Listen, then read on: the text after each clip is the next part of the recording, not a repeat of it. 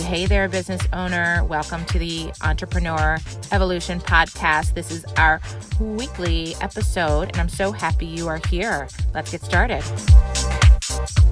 Hey there, everybody. I am so excited you are here. Today is a really fun episode. I am interviewing my husband, Shawn Walter. And as many of you know, Shawn and I do life together. We raise two children. We have a fabulous team. We work together, and it is just something that we get so many questions about. How do we do it? How do we make it happen? What's it like? And today we thought that it'd be a really fun idea and a great idea to come to you and answer all of your questions and me interview Shawn so you can kind of hear his take on things, the behind the scenes of what it is like working with me, for me, and building a company that is 100% woman-owned. And thankfully, he is my rock, and we do it well. And it's not always easy. It's challenging, and we communicate a ton. But I really want you to hear it from his perspective. And welcome, Shawn. How are you today? I'm doing awesome. Thank you so much for having me. I really appreciate it. This is going to be fun. And just to give you all a backdrop, we're literally sitting across from one another. I normally host these interviews via Zoom through the computer, and we're actually sitting in front of one another. We do our coffee time talk up in our loft, and we thought it'd just be fun to come to you. So let's start with the backdrop, Shawn. Let's start with your past, your history, and kind of start with the career of what brought you kind of on this path before our marriage. I'm going to take you to the career path first. You're looking at me like... Before our marriage. Okay. Yeah. Great. So right out of college, I ended up having fun for about a year and a half, working with a local hunting guide down on the Eastern Shore. And I thought that I would do that forever until my dad called me one day and said, hey, your $5 an hour job's not cutting it and you're not making ends meet. You're not doing what you need to do. So I came back to Baltimore, ended up working with Whiting Turner, had a really good opportunity there, met really wonderful people there, and really had a good time. And it was great. And then what I ended up doing was realizing that was mainly operations based. Was realizing that I love people and I love being with people, and I wanted to try and do some sales.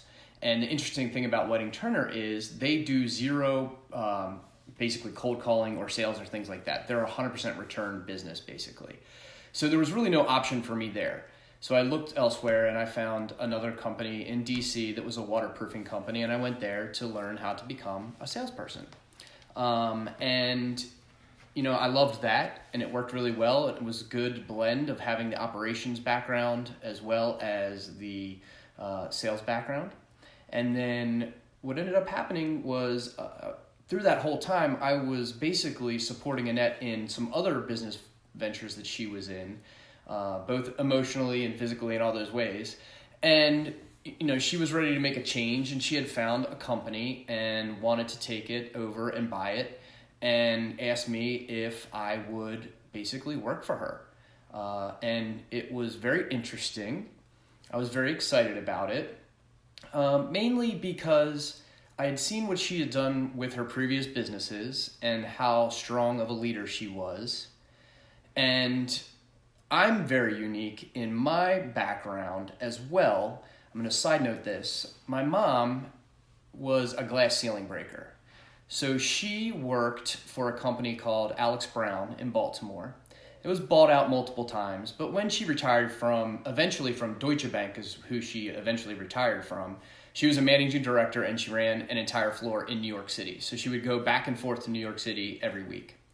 And so I grew up around a dinner table with a dad who was also very successful in his life. He worked for a pharmaceutical company, and actually before he retired, he ran the entire eastern seaboard for that company. But it was interesting because I was able to grow up in a household where My dad really supported my mom in every single thing and never cared for a second about who was making more money or why or ego or that she couldn't do any of these things. And so my upbringing is very unique that, anyone can do anything that you put your mind to in life, and you always need a cheerleader and a supporter. And so I grew up in this very nurturing role of my father that's very different than most men in reality, but it was awesome for me. And so when Annette was like, hey, can we do this? Internally, I knew I could do it, and I knew I could support her, and I knew that I could take direction from her, right? As it relates to a business, as we're talking the business side of things right now. And we put up some clear boundaries within those things, and it has been a pretty awesome ride so far. Does that answer your question? Yeah, that's a really good backdrop. It's a really good backdrop. And I want to come back to that word ego, because we've talked about that word a ton. Yes. And it is something that really kind of creeps up. And whenever we are feeling like we're out of line or anything, we really check each other's ego. Like where is our ego kind of injured here, or where is it creeping in? And ego is not necessarily a bad thing at all. It's just something that you and I really talk about a lot. So, okay. So our audience here is a lot of entrepreneurs. As you know, I coach a lot of husband-wife teams on the iEvolve Consulting side. I also coach a lot of husbands of high-powered entrepreneur women, and look through that lens from the perspective of supporting a strong woman leader. So what kind of advice do you give to the entrepreneurs out there that are the males working with their spouse or supporting their spouse? That's a good question. I mean, the number one thing is to just be real and to be honest, and to not really, you have to put yourself aside from it. And, that can happen in many disciplines, in like religion, where to become a priest, you have to put yourself aside to devote yourself totally to some other thing, right? Or in sports, if you want to be like Michael Phelps, right? He put aside other items and other things to put this one thing in front of him. And so that's how I kind of look at it. And when I say that, I'm not really putting myself aside or my family or any of those things. It's just in a business relationship, I have to put certain things aside and realize that, hey, this is why she owns the business. This is why she has the vision. This is why she's saying, hey, this is the direction we're going, right? And I just need to understand that, okay, I get that. Great. Now, as a soldier, right, what can I do under the leader? And that's like strictly on the business side of it. And then as a husband on that side of it, it's being nurturing and understanding and listening and kind of trying to put yourself in her shoes on a daily basis. And it's not easy. I mean, everyone who owns a business knows it's not easy to own a business. And so it's okay to then compartmentalize some of these things and just be a husband. And that's what I have to do sometimes. I have to just be a husband at the end of the day or in the middle of the night or whenever it is, and don't get me wrong, it's taken me a very long time to learn this, okay? But it's just to listen and to not give advice right away or give any thought whatsoever, and just be there and be present for her in a nurturing way. And again, like for me, that was one of the hardest things that I had to learn, but I'm growing every single day. And again, as you guys know, via Annette, like, she's my coach too, in a sense, right? So I'm learning from her every single day. And again, that's why that word ego, which is a big word, but it comes into play with everything, because you have to set certain egos aside and let things happen. And ultimately what it does is a few things. It allows Annette to be herself and to be true and to be as productive as possible. And it also creates a pretty strong bond between us too. So that's that's pretty much. That's good. And, we're just getting back from a quote unquote retreat. We took a few days without the kids, without the dog, to first of all celebrate our 16-year anniversary. And Shawn surprised me with a yoga session on the beach, which was amazing and so cute and thoughtful. And I loved it. And you loved it too. I did. And also we did some business planning. So our 2021 business planning. And basically what we did is we took big Post-it notes and we put up all of the different categories and pillars of our life. And Timber Industries, I Evolve Consulting, both boys individually, and different real estate investments that we have and we're making. And our US goals, and then travel.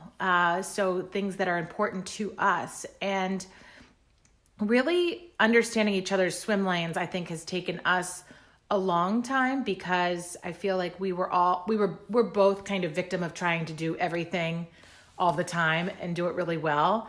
But once we really started to understand, this is your swim lane, this is my swim lane, you're really good at this, you really suck at this.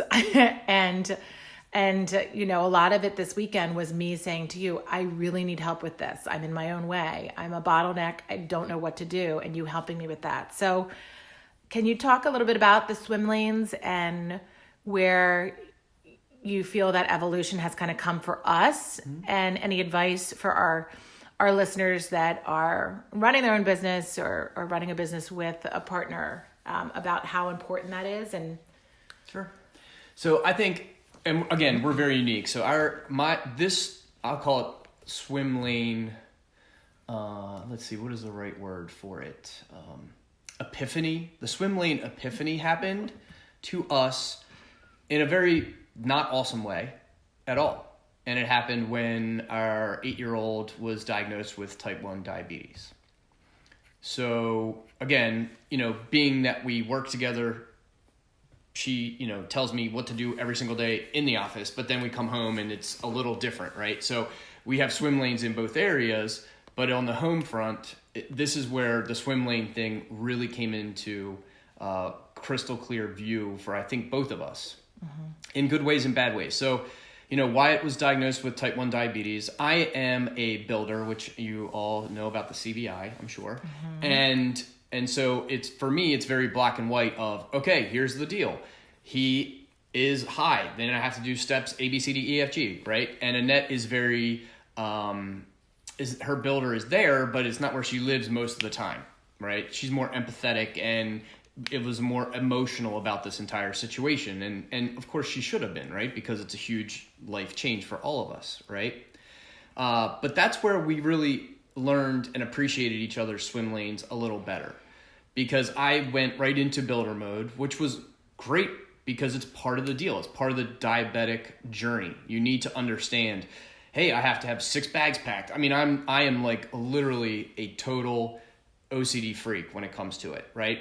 So you have to have bags packed. You have to have extra gear. You have to have things ordered. You have to make sure stuff is here, and that he is watching what he's eating and looking at calories and counting calories and doing all these things. And so while I was very heavily focused on that, Annette was doing an amazing job of being just a mom to him, and, laying in bed with him and crying. And when he says, why me, understanding what, trying to help him through those things. And I tried my best with those as well, but that's where her lane, she was so much better at it than I was. And, and I think on the other hand of it, what I was doing was enabling us to get to that next level with Wyatt so much faster, because he understood it very quickly.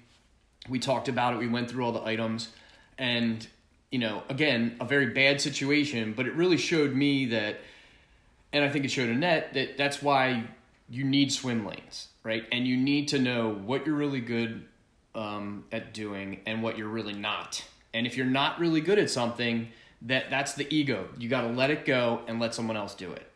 And so we've transitioned, and that's been almost 2 years now. And so we just continue to evolve, no pun intended, every time we can with the swim lane function. And I think what ends up happening with us is we end up beating our heads against each other with certain things, and then we realize, okay, here, that's because it was a swim lane malfunction, right? The floating guardrail fell off, and we're both in the same lane, but you feel, when you're in the same lane, it feels like your feet are in quicksand, right? So it's it does the opposite of what you think it would do. It drags you down. It doesn't make you better. And so, that's kind of what really brought it to the forefront for us. And I think, understanding that it's okay not to be the best at every single thing. There's nothing wrong with that. And so that's how I think we came to understand that that's why we need our swim lanes. I think I love that you just kind of shared all of that, because it really was a realization of, like, an emotional bomb hit me and Wyatt and our family and everybody. And you went right into, what do we need to do to get through this? What do we need to do? What is the plan of action? What's the system? Right. What's the process? Research. How do we do this? What materials do we need to be prepared? Like, complete. And I was almost numb. Like, I couldn't even almost function. Right. But that was the way that you coped, and that was the way that I coped. Sure. And it was a really big, scary, and still is, aha moment for us as a family, because we continue to grow and grow closer and grow stronger together. But, it really does speak to how we operate in the business as well. And, a lot of us tend to swim diagonally. I know I'm like, literally, when I swim in a lane, I swim diagonally. So, and my role as the owner and the CEO is to always kind of come in, sniff it out, ask what's working, what's not working. Why are we doing it this way? What's this? I have the upward communication, the tracking mechanisms in place, the system in place. But, when we have our meetings, and your plan for your meeting is to go through the agenda and XYZ, and I totally tear up that meeting and say, well, wait a minute, and go off on that tangent that's not part of your plan, because I see it through a different lens. I see it through the lens of the long-term company growth, the long-term goals, okay, let's think differently here. Let's think better here. Let's think bigger here. And I kind of almost, scramble up your world to mess it up, to make you stronger. And then you may not feel that right away. Like, you called me the Tasmanian devil. The whole team, we all feel it, Annette. And it's the Tasmanian devil. We also call you the bomb. Yep. We also call you the asteroid. And literally, we are like, she's coming in hot. Get ready. Because it's exactly what it is. It's this huge ball of fire that comes into the room. And it just is going 1,000 miles a minute. It hits the ground, and it shakes the earth, and it tears the old forest down. But that's part of it, right? Like, that's why forest fires happen, right? They have to happen to clear for the new growth. And so, but we do definitely joke about it, because, and there'll be times, like, she'll talk to Danielle on the phone, and then Danielle will get off the phone and be like, she's coming in hot. And that's when we know we gotta just, okay, she's coming in hot. That's right. That's all that matters. And, it serves its purpose, because that's when we find the growth. We do things better. We do things differently. And, I talk to a lot of my women presidents organization sisters about this. And, oftentimes that's how the business owner feels a lot of the time, is that, okay, like, when you get into the day-to-day, and a lot of people have actually gone through this during COVID and gotten their hands even messier in the tactical, in the weeds, in the day-to-day of your business. That's when you need to really kind of look at things. And we do that often. And, I like to poke my holes. And at first, I think it really challenged you and triggered you. But now it feels different. Yes. So what was that like? And what changed in you, do you think? That's tough. I guess because I am, you give us these goals, right? And things we have to achieve, and I'm in that zone of getting to those things, and then you come in and Tasmanian Devil the whole thing, and then it's like, okay, now I got to restart. And I think part of that is just really annoying. Mm-hmm. Yeah, right? I know. And I think, but again, it gets back to that business relationship that we have, where I finally just realized, like, all right, look, I trust you. I know that you're making the right decisions. I know that you're smart enough and capable enough and to do all these things, and that you're telling us these things for a reason. And I just tell myself, just be the good soldier. Do what she says. And I think that just progressed over time. Mm-hmm. But I think over time, and this is coming from the guy who's lived this his entire life. Mm-hmm. Like, I can't even imagine if I was in a different family dynamic and I was working, for my wife. Like, it would be totally different. Like, mm-hmm. I think, so I'm very lucky mm-hmm.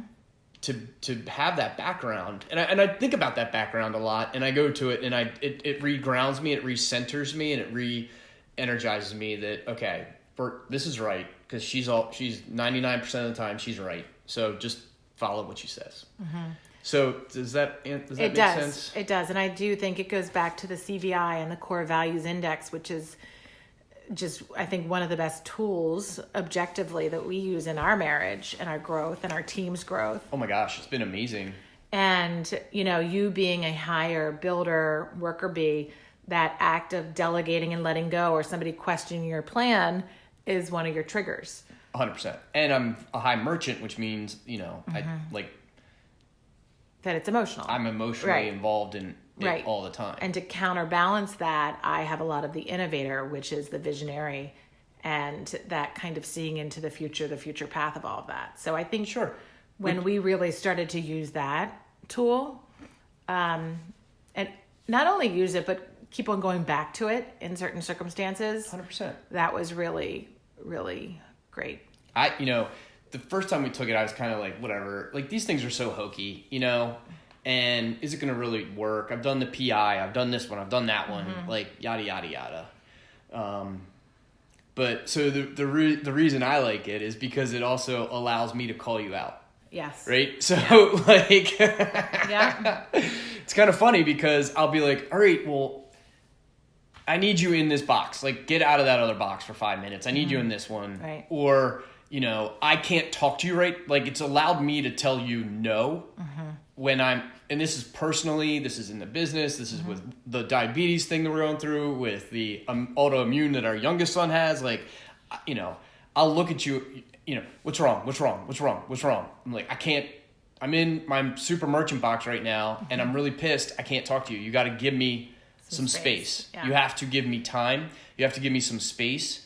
And I think that, without the CVI as a tool to help me verbalize that, mm-hmm. right? Because I think most guys don't speak well, right?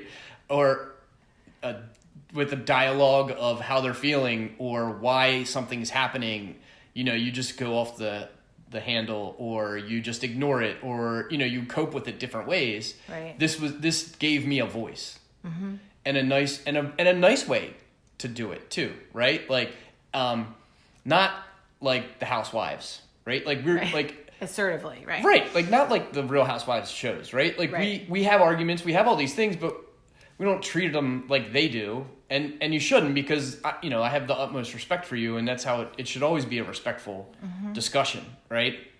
But this allows me to do that in the right way. So I think the CVI was a huge part of that. I think so too. And buying into it again, it. Right, which takes time. Right, which takes time. But then once you buy into it, and then all of a sudden you're looking at your team that has the same deal, it's really helped me with that as well, because I can understand like how to get my team members that, on the same page with me mm-hmm. and like fired up about the goal that we're headed towards. Right. And then I can put everyone in their own swim lane too, where they need to be.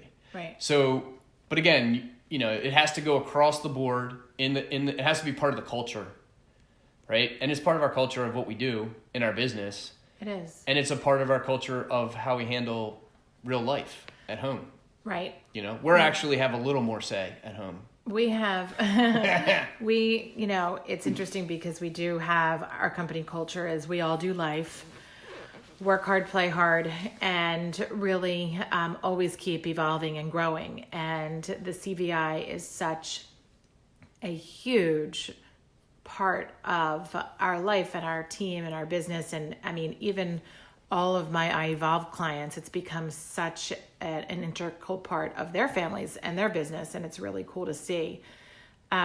So what kind of advice would you give to a husband-wife team that are thinking about going into business together or starting a business together or growing or who are just thinking about going into business together? Mm-hmm. It's a good question. I think you have to be honest with yourself internally, and both people. And I think you have to fully understand if you're capable of doing that or not. Mm-hmm. And ultimately, the reality of that is I don't think many people are. And that's okay. And I don't think there's anything wrong with that either. But you need to be completely and 100% honest with yourself. You need to be able to have honest and open dialogue between each other. And there can't be any hidden agendas. Right. At all. Yeah. And you need to be ready for the hardest times. Right. And you need to realize that that's kind of how business is, right? And then you have to also understand that, after your full day of work, when you get home, it's never off. Right. Really. Right. And so that's difficult in itself if you don't have a strong base to start from. Mm-hmm. And so if you do it and you have a strong base, it will work. If you don't have a strong base, then it won't work. And maybe it wouldn't have worked regardless, right? Right. And maybe you'll just find out faster. So maybe it's a way, fail fast. I don't know. Right. But it's not easy. Mm-hmm. And I would never tell anyone it's easy. It's not, but it's extremely rewarding. And to me, it has brought us together closer than I think we ever have been or ever will be. I think that it takes special people, though. Mm-hmm. It really does. And I'm not saying that just because I feel like that about me and you, but I do believe it takes a lot of work. It takes a lot of work, and it takes a lot of respect. It does. And I mean, that's, from my side, it takes, and that's what I have, the businesses that you've built over the years, I just have such tremendous respect for that. And I just wanted to be a part of it. Mm-hmm. I wanted to just, get some of that from you. Right. But looking back at my former company during 2007 to 2012, you were beyond supportive. Oh, yeah. When you didn't have your hands in the mix, you were obviously a huge part of it financially, from the financial commitment, especially during an economic downturn and us starting to have kids and the emotional standpoint. Sure. That was just, I don't even know how you did that, honestly. But let's talk about communication, because I feel like there's some weeks, and you might feel like this too, where we're so busy that we talk all the time, but we never really even finish a sentence. And then it's a form of communicating, but then there's other times where we really sit down and have solid discussions about things. I don't feel like we argue a ton. I feel like we really kind of talk it out. We're not like yeller screamers, throwing vases and breaking glass kind of people, right? No. I know. So we'll never Should we be? We'll never be good for reality TV. No. Actually, I don't know. The last day at the office could have. Should we tell that story? That's a good story. I don't know. Yeah. So we think you all know that we just got a little dog named Sizzle. He may have thrown Shawn over the edge. 3-1 vote. I was the one holdout. Mm-hmm. So on Thursday, we are trying to sneak away for our little kind of couples retreat. And I had a coaching call in the morning, so I was unable to take Sizzle to the vet and drop him off because he was gonna hang out there for the night. And but you booked both at the same time. I did. You're a double booker. I did. Yeah. I did. Mm-hmm. I did. Sorry. I did. It always works out, Mm-hmm. So I thought I was going to be able to drop him off at 7:30. Turns out he couldn't go until he had a second round of shots at 9:00, which happened to be right during my coaching call. So I kindly asked Shawn to help me with the dog. And the dog was at the office with me. Shawn was coming to pick up the dog at the office. And also BGE was trimming around, what were they doing? I don't even know. The trees. The trees. So they were blocking, they had their truck blocking the entrance and exit to our office. So I didn't know any of this was happening on my call, but apparently Shawn decided to take Sizzle to make sure he was on time for the appointment and drive over the little grass hump that is the block between the road and our parking lot, just to kind of skip over it and avoid having to wait for the BGE truck to move. And I'm so glad you know how many times I've thought about driving over that little patch of grass? Well, I was in your car, yes. Do you know how many times? Like, this is something totally I would do. I'm rubbing off on him, see? So he attempts to drive over and just kind of whiz out, but he got the car stuck on the grass hump. And I don't know how everything else went from there because I didn't hear a darn thing. Yeah, no, it was amazing. Danielle and I were working on a pretty big national bid, and I didn't really have anything going on at all. Wasn't busy at all with things from directives from my boss, by the way. So then I'm 3-1 vote on the dog. I gotta take care of this dog. He's all wet, and I'm in the car, and that happened, and I just was like, oh my god, this is crazy. So we ended up, but as teamwork happens in our office, which is amazing. Yes. I took Danielle's car. Yeah.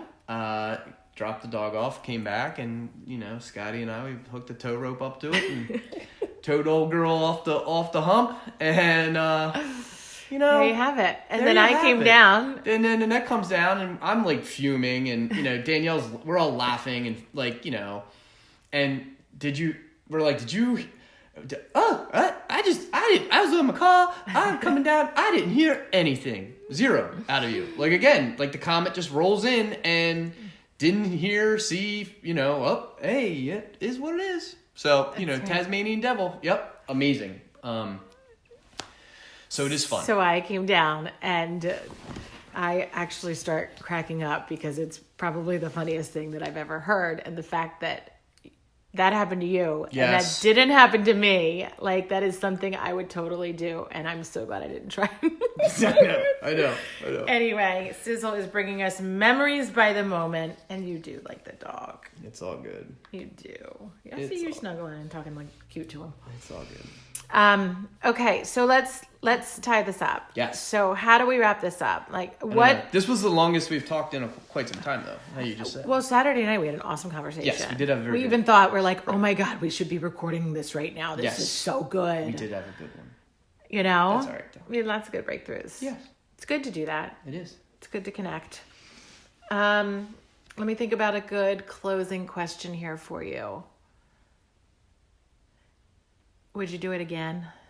Every day. All the time. I would totally do it again. It's amazing.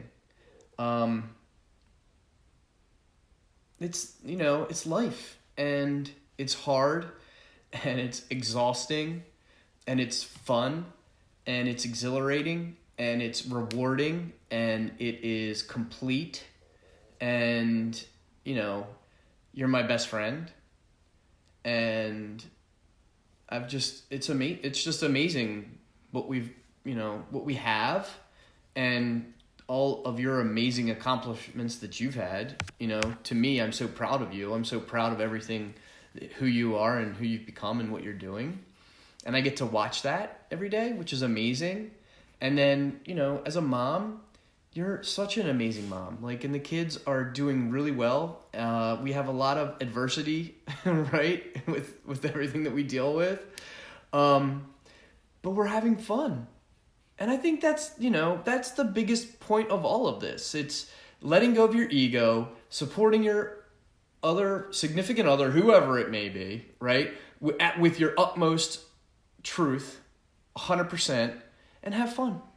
And if you do those things, no matter where you are in life or what stage or any of those things are, you'll find out very quickly if that's the right person for you or not, and you'll feel it. And it's a two-way street. I mean, that's, when you close up, that's how everything has to be. And in our life, there's times where you're a dictator and you have to be that way, and I get that. That's fine. But the reality of it, the Tasmanian dictator comes in, right? And I get that, and I understand those things. But it's, life, everything else is a two-way street, and it's how we treat each other and how we speak with each other and talk to each other, and how we lift each other up, right? And that's our I guess you ended on our other saying that we have, which is one up, one down, right? Yeah, I was going to ask you. This is one thing that we do. I knew you were going to ask me. Our motto. Yeah, go ahead. It's one up, one down, and it's hokey and it's whatever, and sometimes it's not real, and that's fine, okay? But basically, like that, both of us cannot be down at the same exact time, and so if someone's down, the other person's got to, suck it up, pull their bootstraps up, pull their britches up, and be up for that person, regardless of what it is.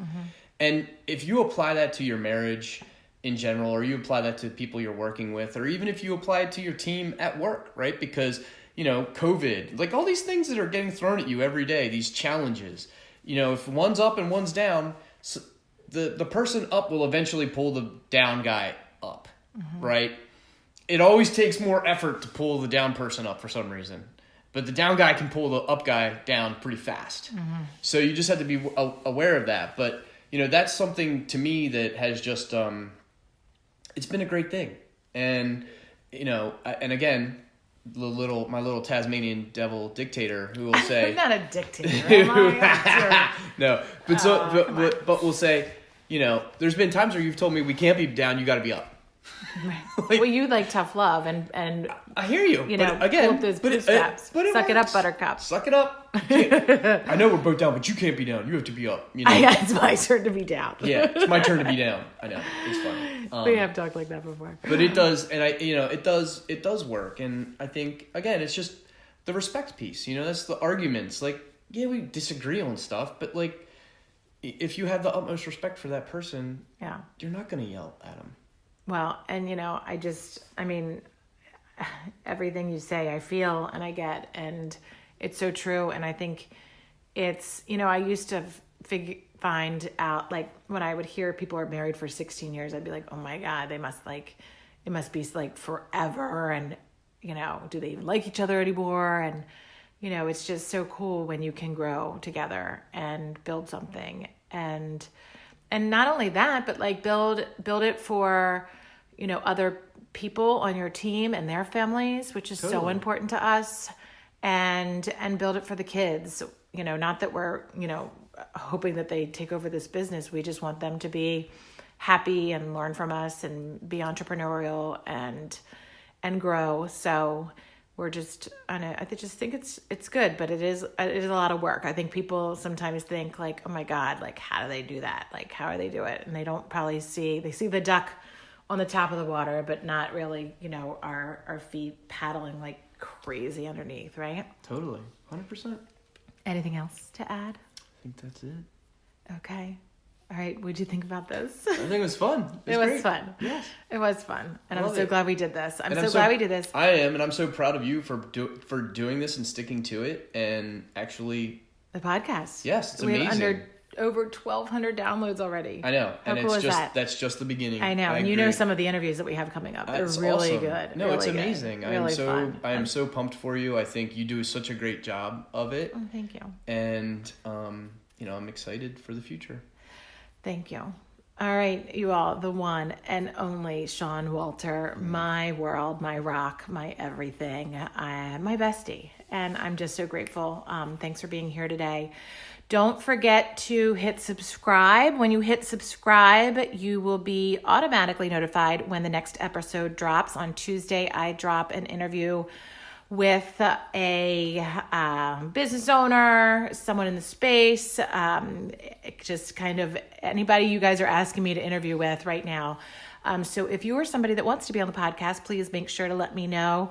Or if you have any ideas of anyone else you want to hear from that are amazing entrepreneurs across the United States, let's do it. And then on Fridays, I drop an Entrepreneur Express tip, which is a business tip from me in 5 minutes or less.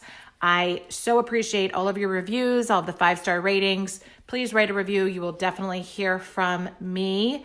And make sure you find us on the Facebook group, The Entrepreneur Evolution. We do a lot of private postings in that group. I go live in that group. So it's a really, really great place to be. I am so proud of you, entrepreneur. Thanks for being here today. I hope you enjoyed this episode. Keep evolving. Wow, what an episode. Did you learn something new? I hope so. I am so happy you were able to be here with us today. I'd love to hear from you. Leave me a review and I will be sure to read it and respond to you. Also, if you'd like to email me, my email address is yourock@ievolveconsulting.com. Hit subscribe, and every Tuesday you'll get notification when the next episode drops. We really have some amazing interviews and tips in the future.